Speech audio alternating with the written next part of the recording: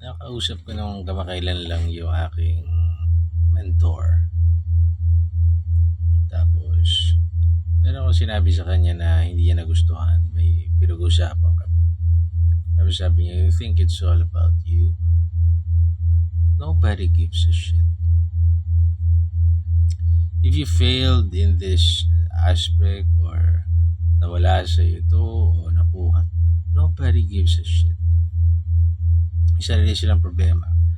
Or kung ano yung kinuha man nila sa'yo, ninakaw nila sa'yo, pagyayamanin nila yun o gagamitin nila yun. They don't give a shit about you or your feelings. Nobody gives a shit.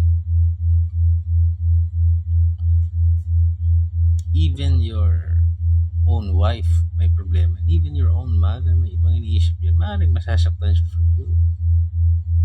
But in the long run, nobody gives a shit because they're dealing with their own problems. With work, family, own problems.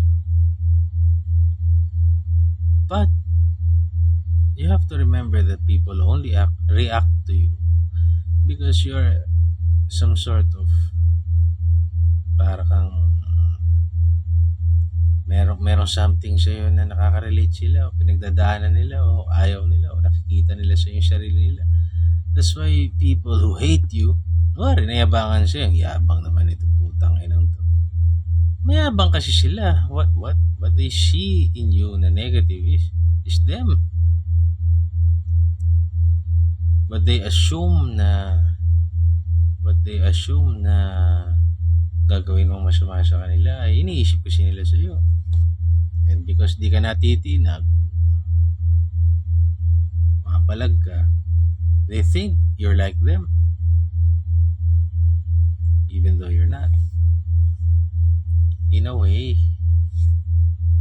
nakikita nila yung something evil sa kanila sa iyo, kaya sila nagagalit sa iyo. Or they see something good in you and they celebrate you.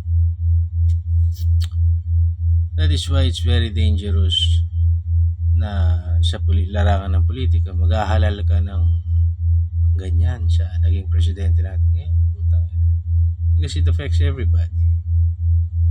He is in a position of a king. Yung ginawa niyang syndicated moves, kayang iparalisa yung mga institusyon. Tingnan mo, halos walang remedyo lahat. That's why it's very important for the Filipino people to really decide well and to pray na magabayan tayo.